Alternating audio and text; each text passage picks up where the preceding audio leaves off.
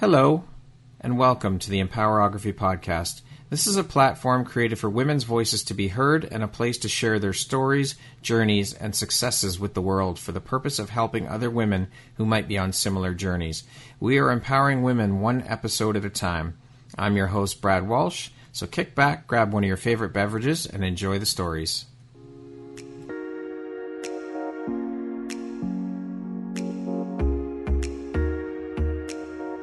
If you're looking for jewelry that makes an impact on your self-care routine and your style, Empowerography would love to offer you a discount code to one of our exclusive partners, Quartz and Canary Jewelry and Wellness Company.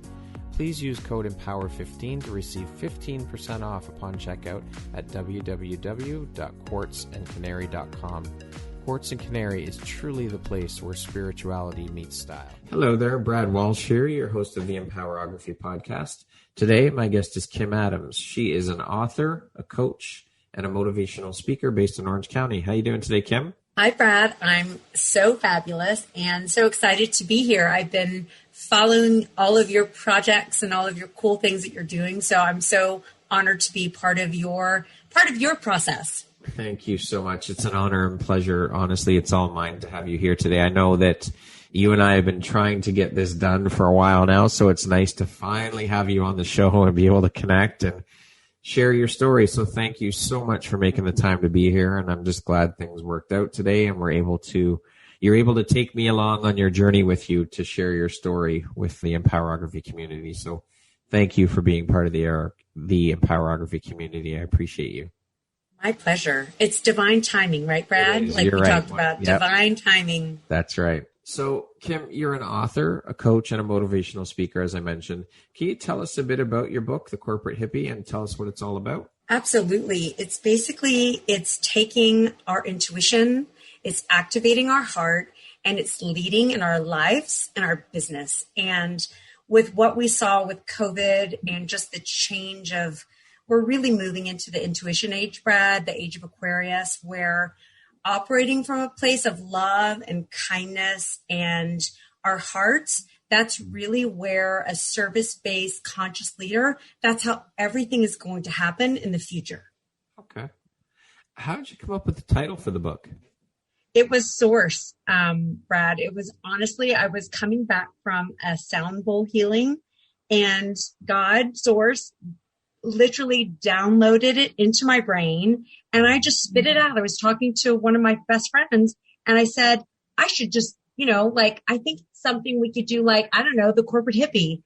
And it just made sense. And it wasn't me. It was, I like to say that, your angels and your guides have all this genius out there for you. It's just our job to be still enough and to recognize those ideas or those downloads when they come. So, Kim, what was the inspiration behind writing The Corporate Hippie?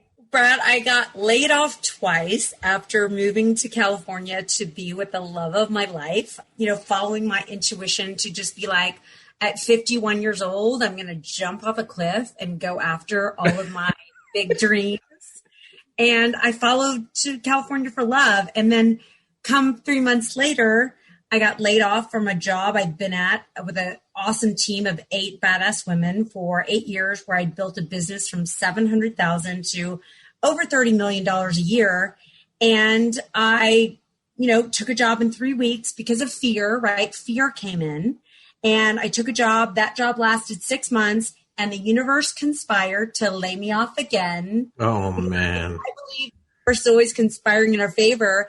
And I found myself in COVID, no job, being a bonus mom to an 8 and 10-year-old, doing e-learning. And I'm like, what am I going to do now? And I remembered that source in my head, The Corporate Hippie. And I said, it's time to write my book. Awesome. Very cool. And the book was released back in March, correct? March 12th was the big day. March 12th was the day. Yes. And how have sales been? You know what? I've sold, I think it's roughly around 800 or 900 copies, not yet quite 1,000. Now, a couple hundred of those I bought myself because I'm giving them out to people. Okay. But I'm actually signing with a publisher next week. Yes. Yes, yay. To do a little refresh and to have a more professional, because I did all of this myself, Brad. And, like with you, with your podcast and giving women the tools to do these things themselves, I got out of my own way and I had these grandiose ideas that, it has to be like Barnes and Noble, or it has to be this way. Once I got out of my own way and just said, I'm going to do Amazon self-publishing, everything flowed. That is awesome. Congratulations. And yes, it's bad enough, I think, that we have to deal with the external noise from other people and chattering in our ears and telling us that what we're thinking is a bad idea and we shouldn't do this and we shouldn't do that. But the self-doubt and the self-limiting beliefs and ourselves we are our biggest enemies. We are the biggest problem. And it so often prevents people from doing what they want to do in life, which I think is horrible. And it's hard. It's hard to get out of that mindset and shift the mindset. But I can tell you from experience that once you do shift that mindset, your whole world fucking opens right up. And it's like a whole new world. Absolutely. I couldn't agree more. It's fear holds us back from really, I read something, fear does not prevent us dying. It only keeps us from living. Like I read that on Instagram someplace, and it's so true. And I think with COVID, right, more so than ever, we've been introduced to all these fear-based scenarios around, again, politically, I'm not going to get into it, but, vaccines and this and that. Yeah. And at the end of the day, it's up to us to be sovereign beings and to go after our dreams and to remember what our soul came here to do, Brad. And that's finally what happened for me at 53 years old. That's amazing. Fear is a lie. I created a post in my podcast lounge group on Facebook about that to be published later today. But yeah, it holds that little 4-letter word is so massive and can stop you from doing so much in life. Absolutely. Absolutely. And I think it's one thing when I think about having bonus kids, it's so important for me to show them, that they can go after their dreams, that they do know who they are at 8 and 10 years old. Yes, that's exactly it. I think it's so important that we teach our kids from a young age, even younger than that they can accomplish anything they want in life. Because if you keep drumming that into their heads and talking about it and pushing it, and they'll start to believe it. Because when someone hears something enough, they start to believe it. Absolutely. I saw this little girl. I posted it on my story the other day. She must have been 4 years old, Brad, and she was saying in the mirror, right, I am capable. I am strong. She goes, I am beautiful. And I literally was so inspired by this 4-year-old little girl. I went to the mirror that moment and I said those things out loud to myself, because our voice is the most healing thing that we can do for our own kind of building our trust, building our limitless beliefs, like letting us know that imposter syndrome is just bullshit. Yeah. If we can just look in the mirror and say to ourselves, all of those beautiful affirmations, they flipping work. And when you're having a bad day, that is the number one thing to do. Go into that mirror, look yourself in the eyeball, and just tell yourself you love yourself. Yeah, that's it. I mean, don't get me wrong. There are always going to be days where you have self-doubt and you have your pity parties. It's going to happen. I mean, it happens to the best of us. But as long as you don't have too many of those days and the good days outweigh the bad, where you're in that right mind frame and in that right mindset that you can accomplish anything. I love that. A 4-year-old doing mirror work. I think that's phenomenal. I know. It's like we could all learn a lesson from her. We definitely can, but you're right. I mean, part of this, we are having a human experience. Yes. And the more that we can, like you said, like notice those kind of mindsets and turn them around. It's not that you don't want to have them, because I think moving through the shadow work is such a part of us being able to release all of that trauma and all of those programs that we've been told our whole life to break through it, right? But you have to feel it in order to break through it. Absolutely. I mean, there's no light without darkness. There's no laughter without tears. You gotta go through both sides of it, because then you know what it's like. And I tell you what, nothing will make you go through your shadow work, Brad, like launching a book. Well, I will keep that in mind, because there's a couple of ideas I have to write books, so I'll definitely keep that in mind.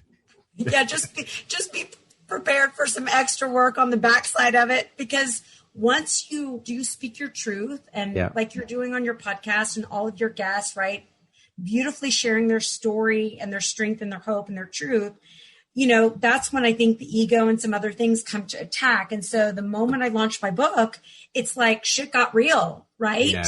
Yeah. And it's just interesting, but it's not stopping me. Excellent. I love it. I think it's phenomenal. You are a true inspiration. I love it. Thank you. Now, you worked in the broadcasting and television world before you made the jump to entrepreneurship. Yes. How long did you work in that world, and what types of jobs and things were you doing when you worked in broadcast, television, and media?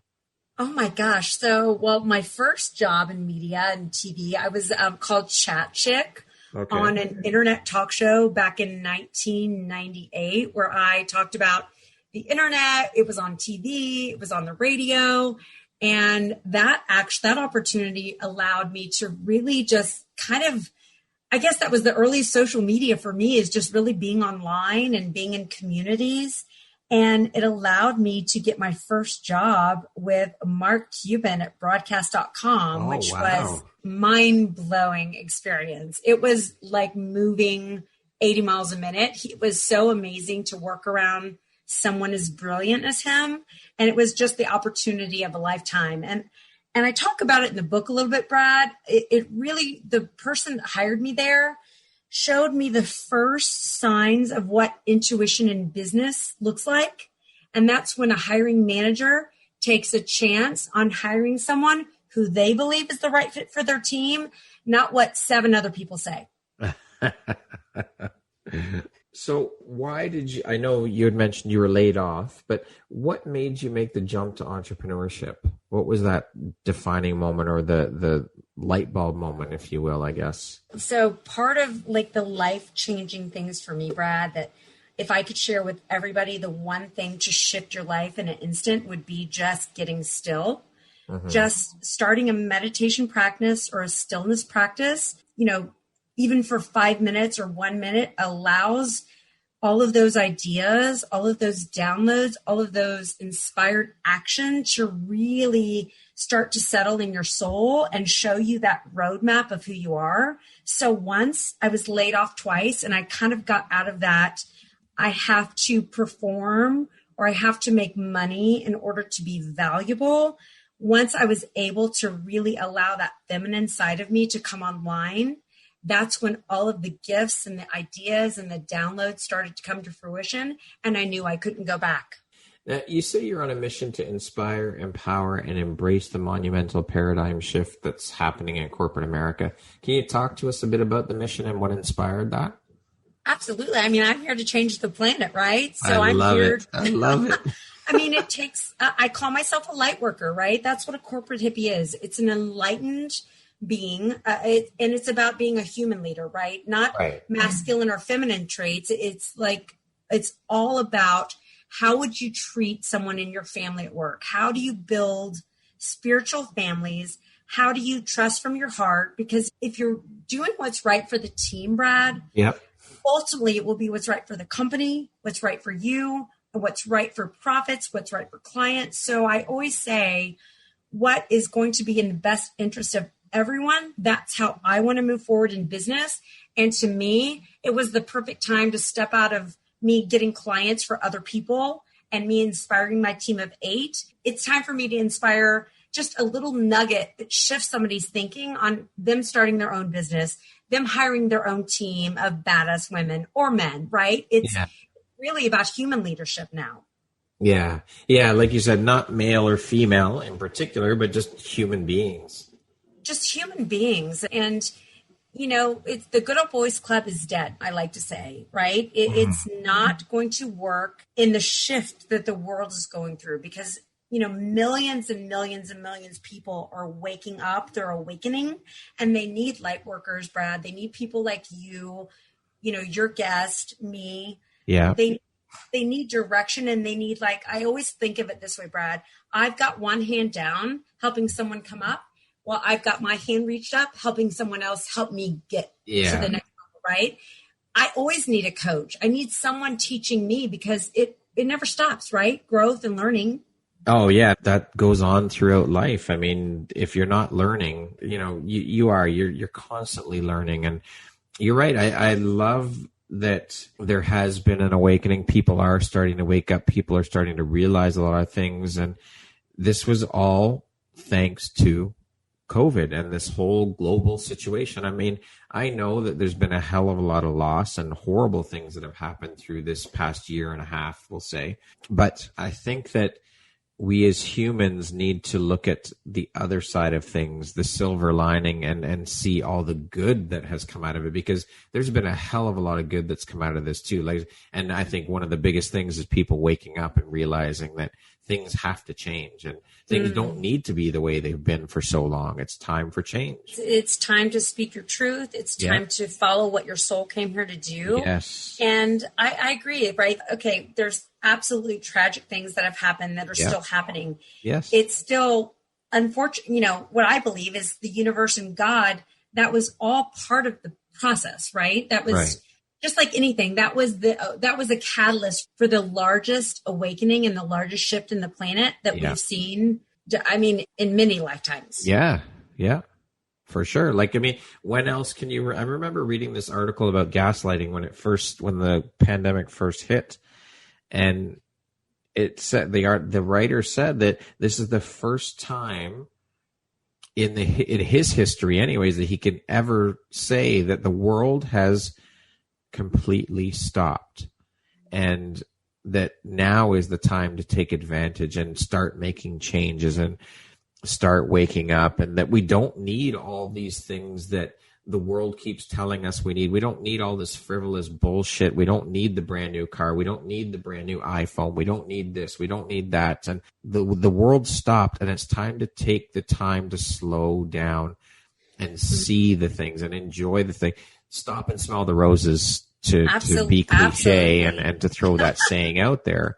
This is the first time we have ever collectively as a world been able to do that. No, preach, Brad, preach. I'm a believer. I was at lunch with a friend the other day, and she told me that she was reading Eckhart Tolle's New Earth. It's been out for a long time. Yeah. But she said she went and just sat down and she looked at a flower, right? Yeah.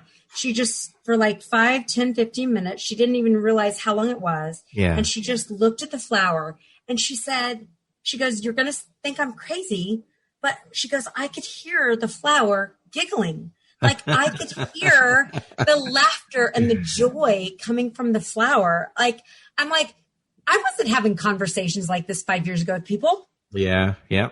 My only hope though, Kim, is that we don't, or that the majority of the population doesn't fall back into the old habits and of go and hustle and don't take the time out of life to enjoy the little things, to spend time with family, to spend time with friends, to stop and smell the roses, so to speak, and that they keep on the path that so many have been awakened to.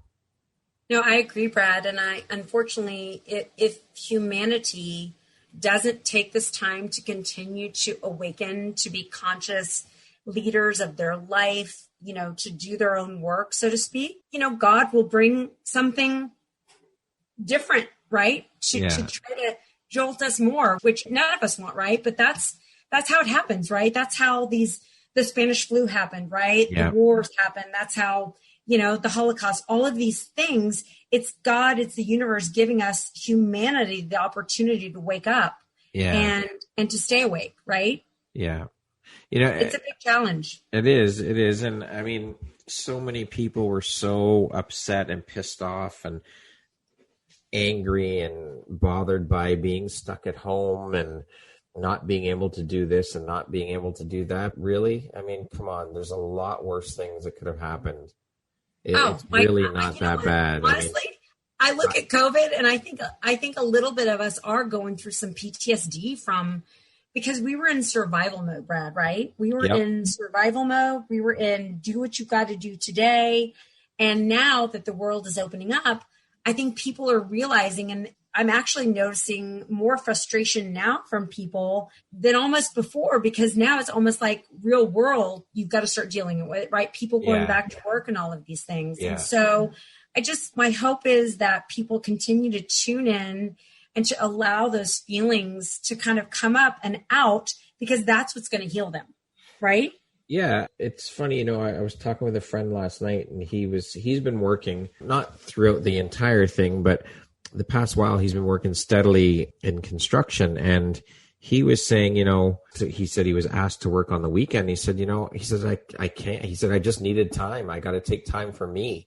And he said, I told them, no, I can't work on this. I don't have the time to get things done around here that I need to get done. And it struck me as very interesting, because normally people would be like, okay, yep, I'll take it because I need the money and I want to do. I think, again, this speaks to people waking up and awakening that, you know what, there are more important things in life than work. Amen. And that's one of the biggest things. And hearing, men say that, right? And men start to recognize that it's not only about the money. It's like, what is the currency of joy, right? Of happiness, of laughter, of dancing with your family, of going on vacation, right? Because we're energetic beings, right? So the money will, I believe, come to us if we're doing all of these other things, right? If we're practicing radical self-care, if we are surrendering to what the universe has planned for us, if we're loving our family, right? If we're going after our passions. I mean, I think there are probably more entrepreneurs launched in COVID, I would say, than any other time. Yeah, right? For sure. I read a post the other day too, and it was talking about, would you rather be doing something you love for a living or make more money? Like, is money really that important? Wouldn't you rather be happy doing what you do for a living as opposed to having all the money? It's like, of course, I would much rather be happy.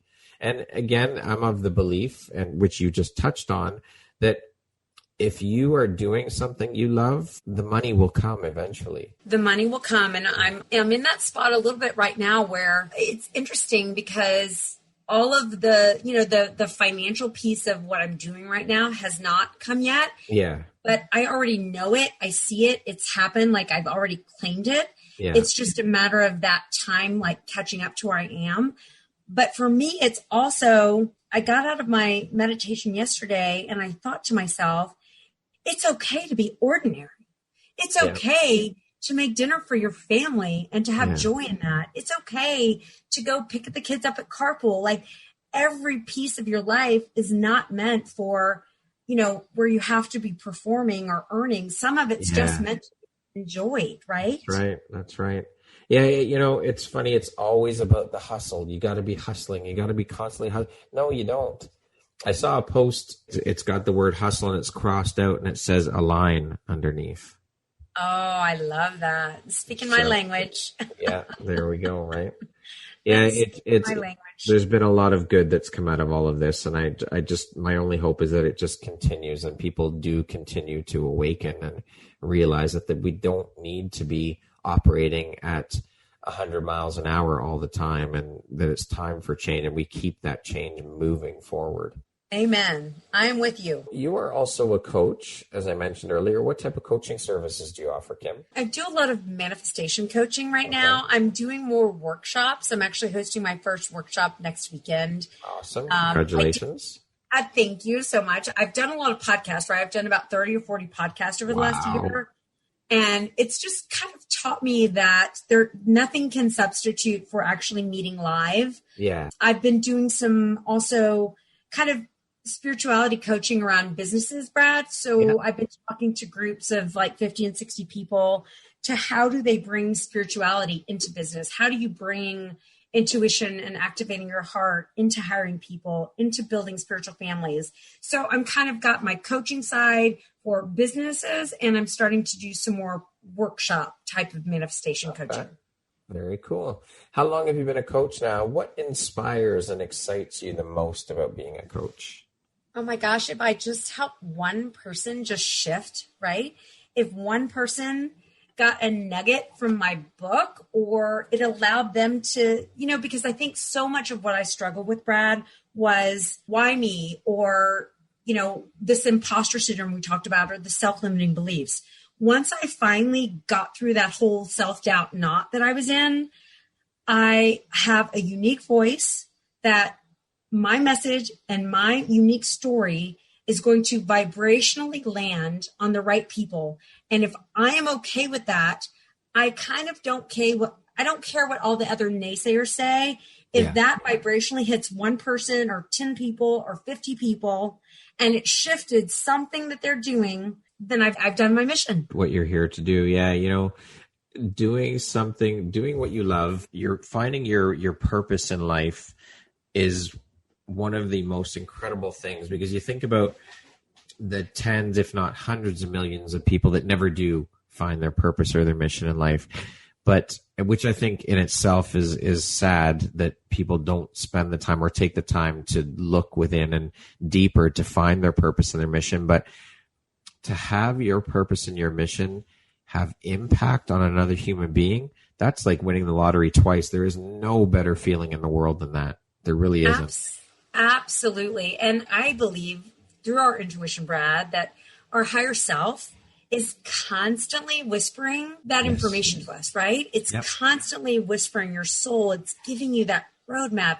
It's talking to you through your body. It's your higher self is begging you to just listen, because it's that fear of losing that relationship or someone not treating you right at your job or whatever. But once you're able to truly get still enough to listen, that roadmap will guide you to what your soul and help you remember what you're here to do. And once you figure that out, it's not about money. It's about that energy exchange. Like for me right now, it's about the energy exchange between us.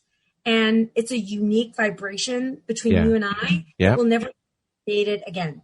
Yeah, that's right. 100%. And it's funny. I think is cool. I was just speaking with someone about the whole intuition, and when the universe is trying to give you signs and tell you things, and it starts out whispering, and the less you listen until you actually listen, it just keeps getting louder and louder and louder until it's like a 2x4 in the back of the head. It's like, wake the fuck up, stupid. I'm trying to tell you something. Listen. Absolutely. Oprah, I actually talk about Oprah in my book. There's a few stories because, she talks about, right, there's pebbles and then there's rocks. Yeah. And then there's fucking boulders. Yeah. Exactly. That's exactly it right there. And that's kind of what happened with me when I got laid off twice. It was two big boulders for me. Yeah.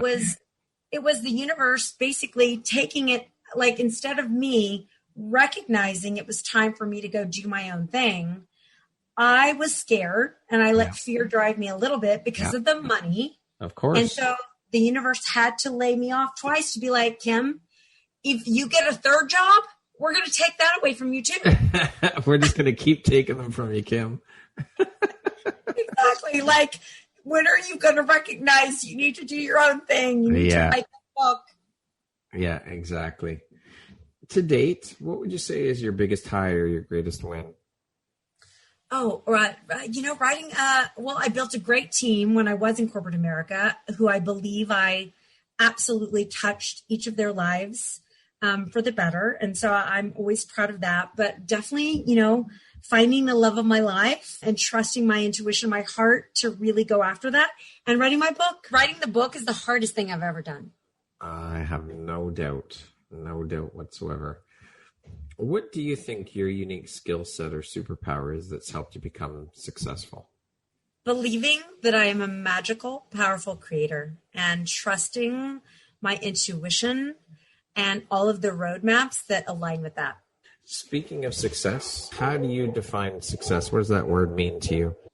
Doing what you love, like waking up in the morning and not having the Sunday scaries or the Monday blues, right? I mean, I remember being in corporate America, and even though I had a great team and was practicing a lot of these principles already, I still would have those Sunday days where you would be nervous or you would be worried or you would be filled with dread. And I haven't had that feeling in 2 years.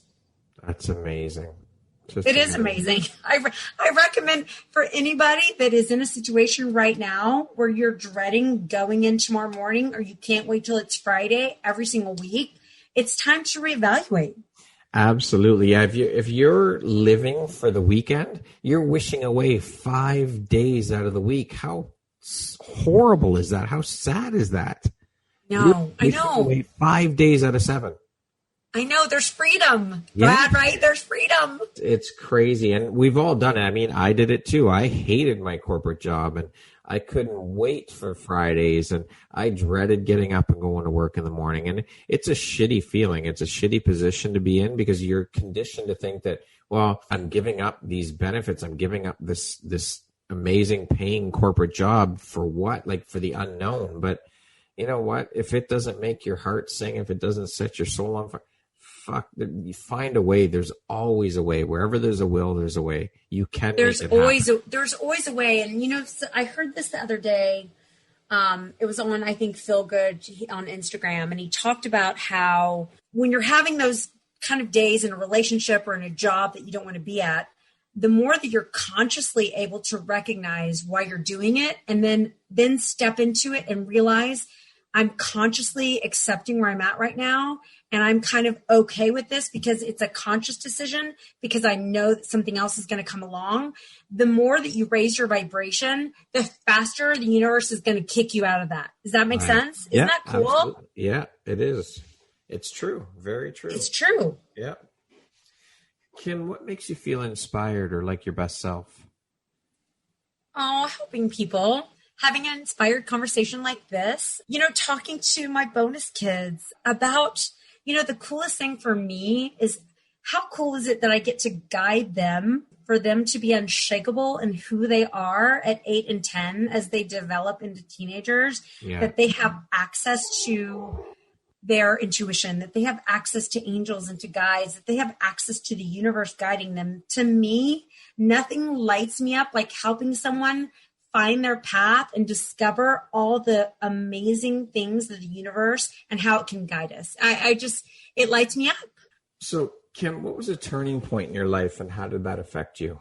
Oh, gosh. Wow. I talk about it in my book, but a big turning point for me, I weighed 190 pounds at 19 years old. Wow. And that was a very difficult time because I was so unaware of like my body and the connection I had with my body. And I'm so grateful for my father, who was able to see that I was struggling with something. And he was able to put me on a path of getting help that set my life on a completely different trajectory, really trusting that therapist, community like AA or Overeaters Anonymous, like community, and asking for help can really change your life. Amazing. Well, that's it, right? I think that's another thing I've learned is that, you know, people are scared to ask for help, first of all, because of fear of rejection or whatever. But once you get past that, I found that you ask for help, people usually, I would say, let's say 90% of the time are more than willing to help. All you have to do is ask. You have to open your mouth and ask, because if you don't ask, you'll never know. Absolutely. And I think a lot of times people, you know, suffer in silence. And anybody that's on social media right now, I mean, I know there's a lot of the, you know, the glamour and all that kind of stuff, and people, we all know that that's not real life, right? Yeah. Or that we're able to, you know, be authentic and share the struggle with some wisdom along with it, right? And just, you know, the people that are being successful on social media are showing their cellulite, right? Or talking about the hard days. Like me, I launched my book and my world fell apart for 3 months, where I was dealing with an elderly mother, an 8-year-old that didn't want to go to school. So like life was happening, but the more that I allowed myself to feel those feelings and just recognize that I wasn't broken, I was seeing a therapist, I had a coach, and I was trying to take care of me, I got through it faster, if that makes sense. Yeah, for sure. Absolutely. But I asked for help. I absolutely asked for help along the way. That's it. There's a lot of people that are too proud to ask for help. So you have to be willing to do the work and overcome that feeling of pride. And there's no shame in asking for help. There's no shame in it. And more so than ever, there's so many resources available to us that don't cost money, right? That's right. That's right. That you can do on Zoom, that you can sign up for free courses, that you can, I mean, just honestly, I was on YouTube last night and I was feeling like a little bit like blah. Yeah. And I found some great content. I listened to a 45-minute webinar and it was exactly what I needed to hear. And now, can I make a donation to that person for $10? Absolutely, I can. Yeah, you know, like that's the game changer now. That's right. What would you say is one of the best pieces of advice you've ever received? Man, oh gosh, Brad. I think it would be to just like do it anyway, right? Just like go into the pain, go into the fear. Don't let the fear of something stop you, right? Like having courage to do something anyway, to move forward, to step forward, even when you're scared. I mean, the first podcast that I was getting on when I was writing my book, like reaching out to you, reaching out to people, fear of rejection, the more that I was able to just do it anyway and know that whatever was meant for me was going to align. That is truly, I think, for me, the biggest lessons and some of the biggest growth that I've had is just the courage and the trust to do it anyway. I don't know all the answers, but guess what? I'm going to do it anyway. None of us know all the answers. Feel the fear and do it anyway. Feel the fear and do it anyway. Yes. Yeah. Who would you say have been 3 of the most influential people in your life? Alive or celebrities, or does it matter? No, it doesn't matter. Just who have been the 3 most influential people? My dad. I'm definitely going to say my dad has been like I talked about earlier. Yeah. He was able to see his suffering daughter and to recognize enough that I needed help to send my life on a different trajectory. I would say Stan Woodward. He was the first person that hired me at broadcast.com. Uh-huh. He saw something in me and trusted his intuition, and he gave me a chance. And that's all I needed was a chance. Yeah. And I would say Oprah has been, I talk about her in the book 3 or 4 times, but the Pebbles and the Rock story. And I was at a place in my life where I was about to get married.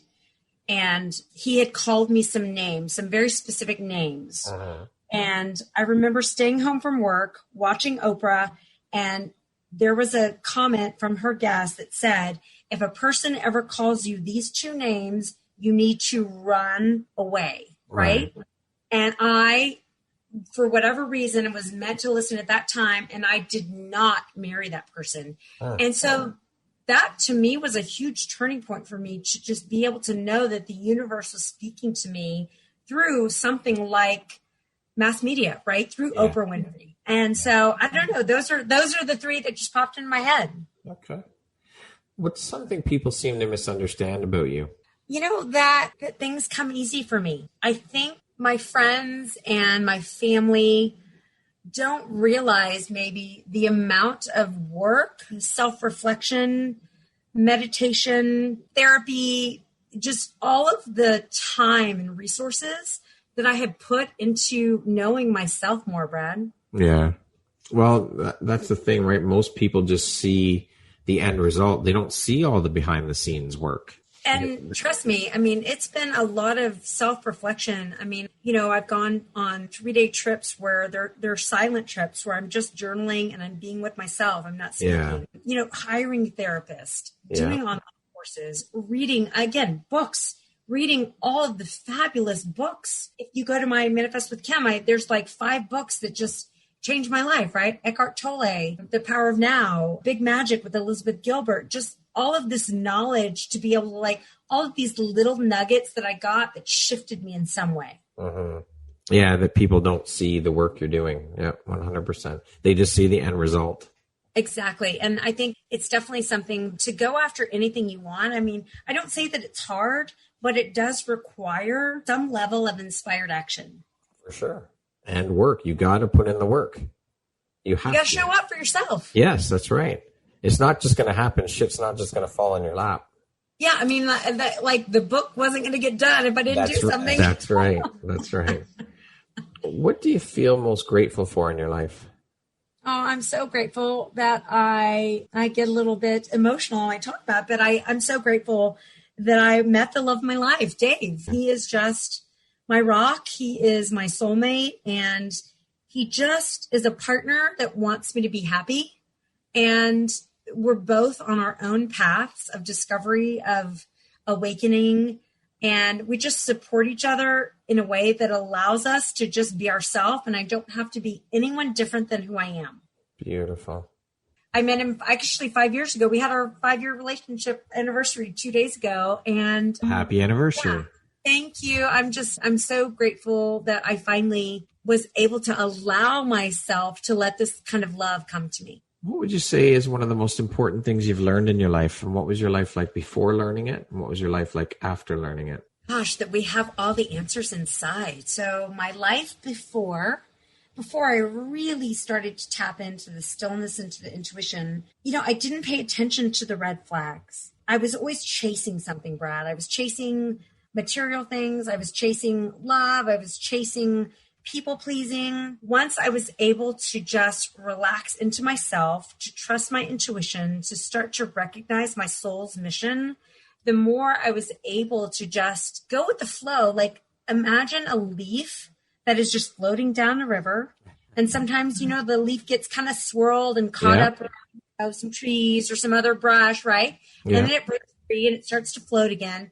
I feel like I'm floating now, right? I'm not so caught up in the end result. I'm having more fun and joy in just moments versus what's happening next week, what's happening next year. Why aren't I there yet? So yeah. Enjoying the journey. Yeah. But getting still and really listening to my intuition and to my body and the information my body was giving me, that's the game changer. That was the true shifter for me. Yeah. Beautiful. What would you say is one of your biggest failures or life lessons, we'll call it, and what did you learn from it? Gosh, one of my biggest failures, I was married for 5 years. And for me, looking back on that time, I'm so grateful for my stepsons and the gifts that I learned through that messy stuff, right? Because we do get so many of our gifts. I would have never recognized Dave had I not gone through it. But I had so many red flags that my will was so strong and the red flags were there and I just did it anyway, Brad. And I look back and there was a lot of opportunity that my angels and my guides were trying to give me a different roadmap. And I just wanted my human desire so much that I just didn't pay attention and it caused a lot of suffering. And I just think there are ways that we don't have to go through all that suffering. Yeah, for sure. Okay, we're going to jump into a little rapid fire section. So the next grouping of questions just be 1, 2, 3 word answer type thing. Okay. I'm ready. Let's bring it on. I love it. I love your enthusiasm, Kim. How would you describe yourself in one word? Happy, kind, and lover of God. Okay. Early bird or night owl? Early bird. Money or fame? Gosh, give me the money. I could do a lot of good things with money. What's the first thing you think when I say the word future? Oh, gosh, stage. If you came with a warning label, what would yours say? Optimism at all costs. If you could teach the world one thing, what would it be? Trust your intuition. What's one thing you want but cannot buy with money? Love. Entrepreneur life is? Oh, a roller coaster. Mom life is? A roller coaster. One and the same. The mom life is filled with joy. Yeah. My favorite way to unwind is? Oh, gosh, a nap. I love a nap. All right. Nothing wrong with a good nap. The last book or podcast I listened to or read was? Oh, gosh. I just listened to one of yours, Brad. And I started reading New Earth by Eckhart Tolle. Okay. If you could change one thing about the world, what would you change? I would change fear. I would take fear away. But you know what, though? I've had this conversation a few times and I've seen posts about it lately. I think that I personally believe anyways that fear in small doses is a good thing because I think that, I was chatting with a friend a while ago about this and I was telling her that I still get nervous and fearful. There's a little bit of fear there before a photo shoot. And she said to me, she said, you know what, Brad? She said, that's a good thing. That keeps you grounded. That keeps you from getting too cocky and too comfortable. So I think fear is good in small, healthy doses because it keeps you grounded for sure. How about, self-limiting beliefs? I'll change my answer. No, you don't know. No, I wasn't trying to get you to change your answer. I'm just saying from my perspective, I think a small dose of fear is a good thing. Now, when it gets to the level where it's preventing you from doing shit you want to do, that's when it's a bad thing. But I think fear in small doses is good. And two, what I've also started to realize, Brad, is like having your, ego is there for, some things is okay. It's just when you're on a public stage, like letting that ego go to the side and asking the higher self, right, to come through and putting your ego to the side, that to me is necessary as we move forward. I would agree for sure. So that concludes our rapid fire section. Now back to our regularly scheduled program. What's the most recent investment you've made in yourself? I went to a retreat in Arizona with about 18 new people that I didn't know one person. Yeah. And I just allowed myself to go have this new experience and to build new connections. That for me is the number one thing for me is building my tribe. What's your personal motto? I am a magical, powerful creator. I love it. If 3 wishes were granted to you, what would you wish for? I would wish to get rid of my self-limiting beliefs that I still have and I deal with. I would wish for peace in the world. And I would wish that every human on the planet has the opportunity to recognize what their soul came here to do. Yes, that would be a wonderful thing. What does the word empowerment mean to you, Kim? Gosh, it means that you believe in yourself enough that you can do anything, right? That you have boundaries, you practice radical self-love, and when you're doing those things, you are empowered to make your dreams fucking come true. Yes. Say that with great conviction and passion. I love it. I mean, I felt that in my bones. Yes, I can tell. If you could set up a billboard anywhere, where would you put it and what would it say? I don't know. It'd be like going into the city of New York and it would say, be still, listen deep, and surrender. What are you most proud of, Kim? You know what? I think I'm most proud that I'm a kind person and I want to take everyone with me, Brad. Like any success or any opportunities, there's enough for all of us. So I want to take everybody with me. Yeah, that's one thing I've learned. That's probably the biggest lesson I've learned through entrepreneurship is that there is enough in the world for everybody. Because that was another thing that I was dealing with when I first made the jump is the competition mindset. And I was always worried about what other photographers were doing and whatnot. And again, once I realized and changed that mindset, holy shit, did things change. But there is, people were saying, again, there's so many photographers out there. And yeah, sure, of course there are. There's so many real estate agents out there. There's tons of coaches. There's tons of yoga instructors. There's all of it. There's so many of everybody. But no one else is you. No one else can provide the customer or client experience that you provide. No one else has my eye as a photographer. No one sees things the way I do as a photographer. So sure, there's competition, of course. But once I got into the mindset that I am my only competition, and as long as I can look back at things and see that I'm improving, that's all that fucking matters. Absolutely. I'm the only competition I have.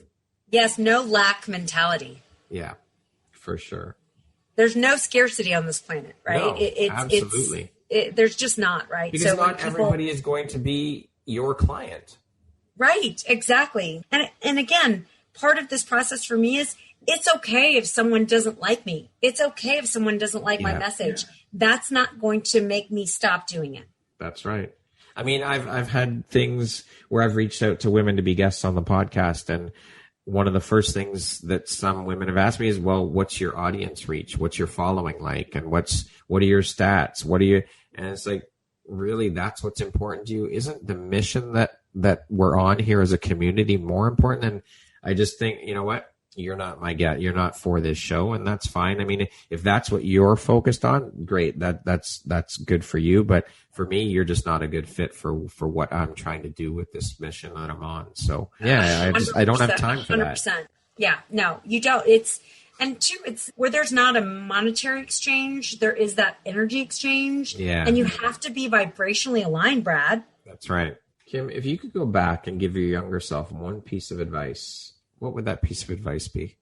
You have all the answers inside, little one. Just be still and listen. You have all the answers. You have all of the access to the roadmap for your life. Lastly, Kim, if you were to deliver your last 30-second speech to the world, what do you think that last 30 seconds would sound like? It would be about hope. It would be about trusting the universe. It would be about divine guidance, and that no matter where you are at every point in your life, it's exactly where you're meant to be.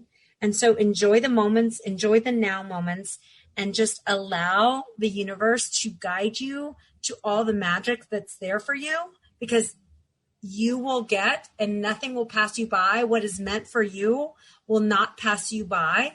And remember, we are all magical, powerful creators. So go start creating. You know, it's funny you say that, what's meant for you. My dad always used to say to me as a teenager growing up and even into my 20s and 30s, always, what's meant for you will not go by you.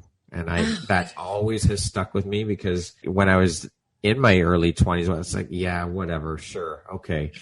I used to get... Oh, Dad. Yeah, like, you're talking shit. But now, as I'm in my 50s, it's like, yes, as I hit 50, it's like, yeah, I realized that before that. I would say in my 40s, I started to realize that, you know what?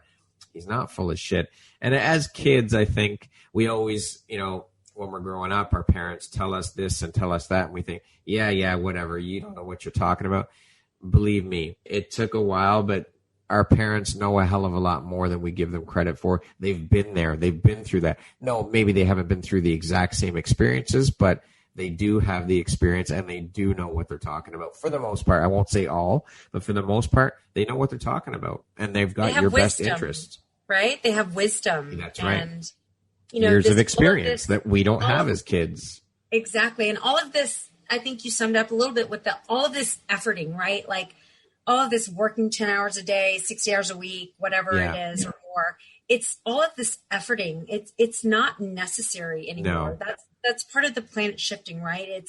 It's a different way of looking at things. And it's like when I get a hit that I have to go, like, there's nowhere written that I have to go work 70 hours a week to make things happen for myself. That's not true. Yep. For sure. That sounds exhausting, doesn't it? Yeah, it does. Mentally, physically, all of it. Again, it's all about mindset shift, right? Yep.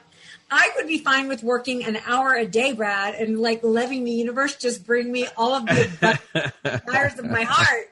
So bring it on. I claim it. There you go. Kim, thank you so much for taking the time to be here today and share your story and take me along your journey with you, and just share all of your experiences and your wisdom. And you are a true inspiration, and I appreciate you. And I'm so thankful and grateful and honored to have you as part of the Empowerography community. It's been an absolute pleasure chatting with you, and you're an amazingly beautiful human being. So thank you, Kim.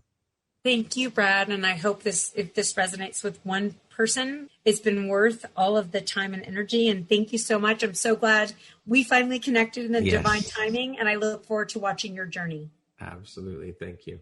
Once again, my name is Brad Walsh, host of your Empowerography podcast. Today, my guest has been Kim Adams. She is an author, a coach, and a motivational speaker based in Orange County. Thank you so much, Kim. I hope you have an amazing rest of the day. Thanks, Brad.